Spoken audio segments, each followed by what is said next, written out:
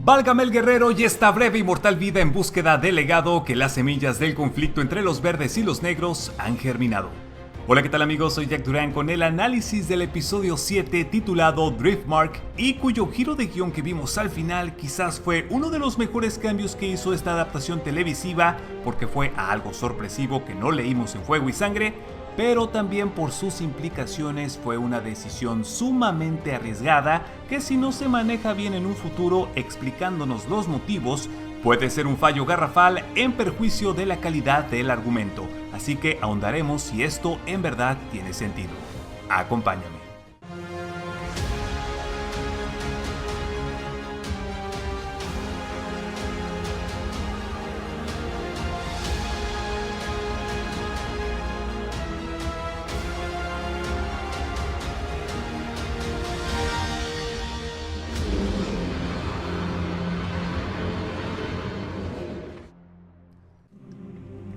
Comenzamos diciendo que este será un análisis general a manera de resumen y reflexión, y lo más particular, incluyendo diferencias con el libro, lo abordaremos en el video de las cosas que no viste.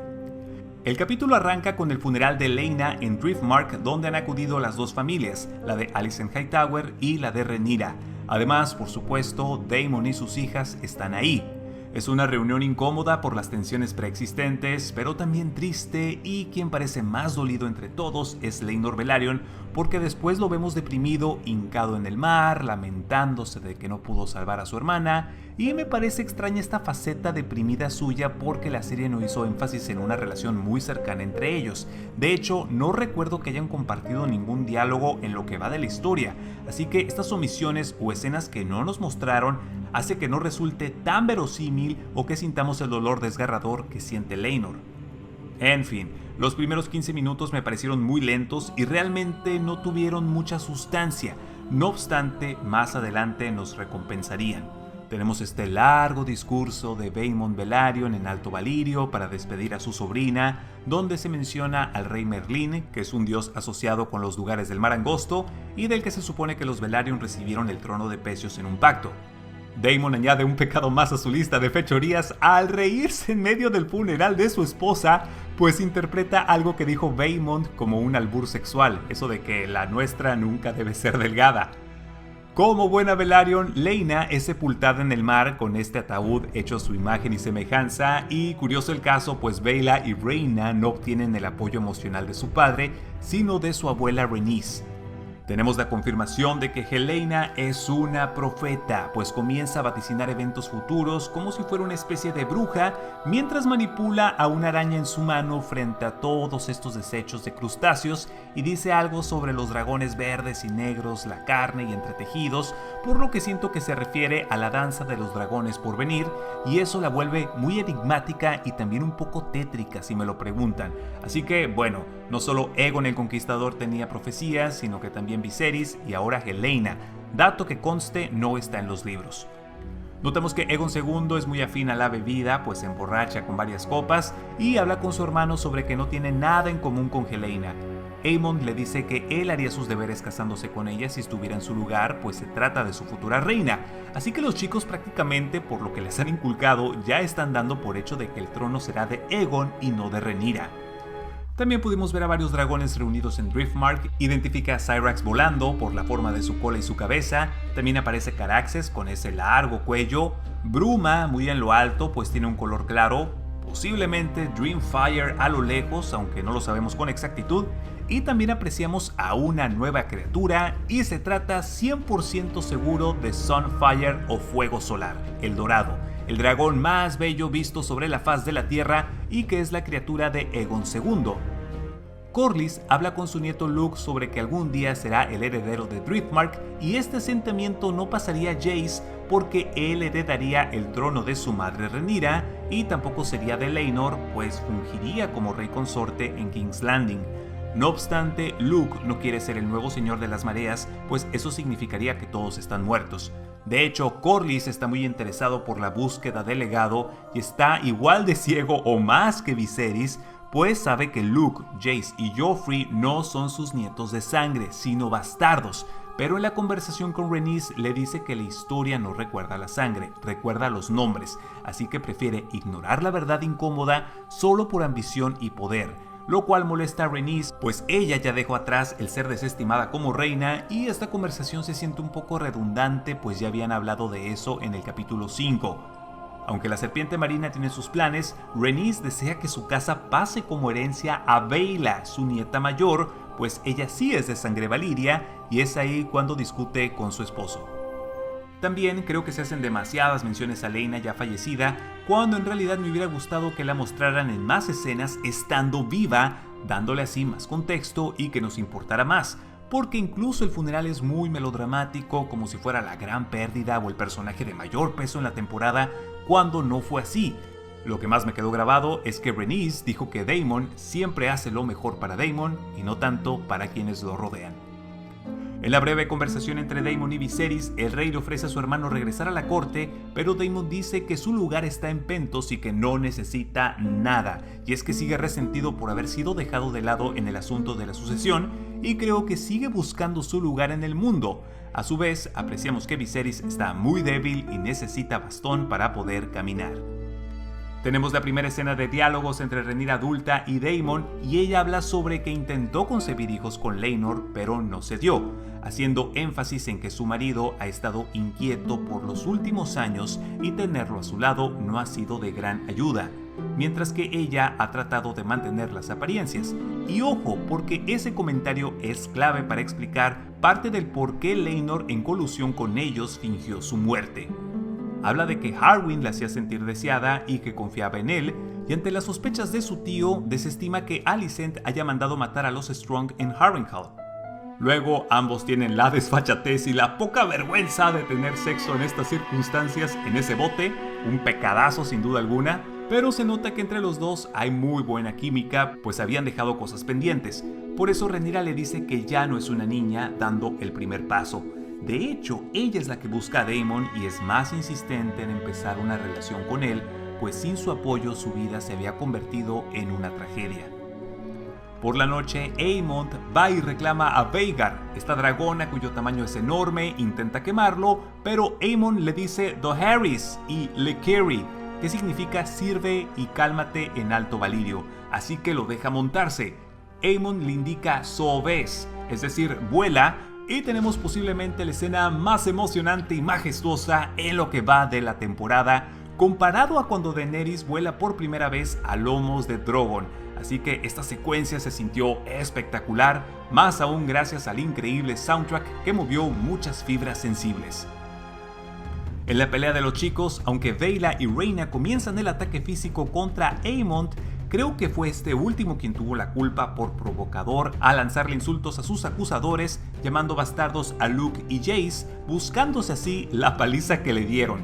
No obstante, Aemond tenía razón al decirle a Rhaena que debió reclamar el dragón de su madre, así que técnicamente no es un robo porque Laena ya estaba muerta y los dragones toman su decisión sobre quién será su nuevo jinete. Aemond también tenía derecho a defenderse y usar una piedra como arma, pues 4 contra 1 no es justo, y aunque amenaza a Luke con ella, no la utiliza. Las cosas escalan cuando Jace saca una navaja y todo se complica derivando en el violento ataque de Luke sacándole un ojo a Aemond que resulta ser el izquierdo y no el derecho como en el libro. Y es aquí donde viene la parte más tensa del episodio, con las familias echándose la culpa. Se trata de un gran drama a la vista de todos, y a nivel de interpretación la escena está muy bien montada. De hecho, es de las favoritas de los creadores, siendo un punto de inflexión en la trama. Viserys pide explicaciones, y tras los reclamos de las dos partes pide silencio y se enfurece. El pobre ya está con su paciencia al límite, al borde de la tumba, no lo pueden joder más, han sido muchas fregaderas y solo pide tierra, pues se le quiebra la voz. Así que le pregunta a Aemond qué pasó, y con ese tono de exigencia en realidad se preocupa más porque llamen bastardos a sus nietos que por el hecho de que su hijo haya perdido un ojo, por lo que sabemos que es Team Negro y le importa más Rhaenyra, que es su heredera. El chico culpa de las supuestas calumnias a su hermano Aegon y este dice que todos lo saben, solo míralos, una frase sacada directamente del libro. aunque sabemos que quien implantó ese veneno en sus mentes fue Alicent, si no, los chicos se hubieran llevado bien entre sí. Viserys nuevamente se hace de la vista gorda y pide que ambas facciones se disculpen. Daemon observa entretenido desde lejos, con aire divertido, e incluso no reconforta a sus hijas quienes están golpeadas, sino que ellas van y buscan consuelo con Rhaenys. Laenor brilla por su ausencia y de hecho aluden a que debe estar entretenido con sus amigos, así que ahí está otro motivo más por el cual Rhaenyra se siente vulnerable, pues su actual esposo no le sirve de ayuda ante situaciones como esta. Alicent exige que la deuda se pague sacándole un ojo a Luke y aunque le ordena a Criston que lo haga, este se niega, pues no es un matón personal, sino su protector. Acto seguido, la reina quiere hacer justicia por su propia mano y le quita la daga a Viserys para intentar acuchillar a Luke y es detenida por Rhaenyra. Ahí la reina se desquita culpando a la princesa por descuidar su responsabilidad, pues mientras que ella ha hecho lo mejor para el reino y su familia, Rhaenyra ha olvidado el deber y el sacrificio y ahora le han quitado un ojo a su hijo. En el forcejeo, Criston quiere entrar en la trifulca y es detenido no solo por sus propios hermanos juramentados, sino por Daemon Targaryen, a quien ya no le parece gracioso, pues se han metido con su amada. Alicent termina hiriendo en el brazo a Rhaenyra y eso la hace recapacitar, entrando en shock de que lo que ha hecho está mal y suelta la daga. Me ha parecido increíble la paciencia de Rhaenyra, porque si esto fuera una telenovela mexicana ya se hubieran ido a las patadas jalándose el cabello como estudiantes de secundaria a la hora de la salida, pero eso no sucede. Así que estoy un poco decepcionado de que no haya habido tanto salseo al final para decir ahora sí se puso buena la cosa, sacar las palomitas y darles instrucciones de ¡arráncale la cara!, como si viéramos un combate de vale todo. No obstante, me encantó el intercambio de miradas, pues ahora ya se nota una clara división entre los verdes y los negros. Y claro, la verdadera cara de Alicent se ha revelado y notamos que también tiene fuego en la sangre, algo que luego Otto le aplaude, pues su hija puede tener la determinación para ganar este juego sucio. Al final, ni pa' qué tanto drama, porque a Aemond le pareció justo el intercambio, pues perder un ojo valió la pena por haber obtenido a Vhagar, la dragona más vieja, grande y poderosa de todas. En la charla entre Rhaenyra y Laenor, esta se lamenta de no haber estado ahí para ayudar a Rhaenyra y sabe que le ha fallado como esposo, pues no le ha dado hijos suyos, e incluso lamenta que los dioses lo hayan hecho homosexual, pero Rhaenyra dice que no, porque es un hombre honorable y de buen corazón, y aunque el deseo de Laenor es irse a combatir a los peldaños de piedra junto a Khal, intentará ahora cumplir su deber para posicionar a Rhaenyra y sus hijos en el trono. Esta charla del matrimonio fallido es un eco de la plática entre Cersei Lannister y Robert Baratheon, no solo por el tema de que no se aman como pareja, sino porque ambos comparten esa risa de que, ni modo, así pasaron las cosas, conformándose por esa triste realidad y no haber hecho o haber estado con quien realmente querían. En la escena de la partida del barco de Alicent vemos a 3 dragones en el aire y serían Dreamfire, que es de Helaena, Sunfire, el dragón de Aegon II, y ahora Vhagar, que se añade al bando de los verdes siendo jineteado por Aemond. Larys se acerca a la reina y prácticamente le ofrece asesinar a Rhaenyra y sus enemigos, pero Alicent se espanta un poco y dice que eso no será necesario. No obstante, estará en vigía para cuando la ocasión adecuada llegue. Rhaenyra habla con Daemon sobre el poder del fuego de los dragones y que la casa Targaryen se debe a esto. De paso le dice que lo necesita a su lado para no enfrentar sola a los verdes, pues así su posición no será desafiada. Así que, en alto Valyrio, su lenguaje del amor, le pide que se casen uniendo la sangre como Aegon el Conquistador hizo con sus hermanas, pues están destinados a quemar juntos. Daemon responde que para que eso suceda, Laenor debe estar muerto. Y sí, es aquí donde comienza la gran controversia, pues en un principio, como todos ustedes, pensé que los muy desgraciados habían mandado matar al pobre de Laenor viendo ese cadáver en la chimenea. Luego dije, no, Khal delató a Daemon y fingió que peleaba con Laenor y ambos pusieron el cuerpo de otra persona en el fuego. Pero no, este fue un plan de los 4, de Rhaenyra, Daemon, Laenor y Khal. Todos estaban coludidos, ya que Daemon solo pide una muerte rápida, pero no dice de quién, y solicita que sí haya testigos. Por eso vemos a Daemon matar a un sirviente Velaryon, que al final es ese cadáver que queman en las llamas y al que hacen pasar por Laenor al ponerle sus botas y su collar. Luego, teniendo a un chico como testigo, Carl y Laenor fingen tener un combate que salió muy mal y ambos huyen en bote. Laenor con la cabeza rapada, para tener una nueva vida en Essos con bastante dinero, donde no importa de qué casa vengas, siempre y cuando tengas oro contigo, puedes darte los placeres que tú quieras. Así que ese fue el gran giro de guión jugando con la mente de la audiencia, y aunque en un principio me pareció la cosa más creativa y estupenda por el factor de impacto, luego cuando me cayó el 20, ya reflexionándolo dije, momento, a ver, ¿me estás diciendo que Laenor estuvo de acuerdo y abandonó su posición como futuro rey consorte e hizo sufrir a sus padres con el dolor de creer que está muerto y aparte deja su dragón Seasmoke a costa de irse a vender naranjas con su amante como Ser Criston Cole quería con Rhaenyra del otro lado del mar angosto? No lo sé, Rick, me parece falso. Y también una conveniencia bastante loca en el guión de ok, hagamos esto y generemos polémica. Además creo que esto más que ayudar perjudica a Rhaenyra, a la que sin dudas le van a achacar la culpa por la muerte de Laenor, porque va a haber rumores y aparte ella y Daemon tienen la sinvergüenzada de luego casarse, quitándose de un plumazo los obstáculos, pero a costa de que Corlys y Rhaenys dejen de apoyarla, pues dudo que eso les parezca bien. Aunque luego nos enteramos que siempre sí apoyan su causa, entonces es contradictorio porque deberían sentir odio hacia ella, pues Rhaenyra es la única que gana con la supuesta muerte de Laenor, pero sabemos que su motivo principal fue fortalecer su posición al lado de su tío e infundir miedo en sus enemigos para gobernar.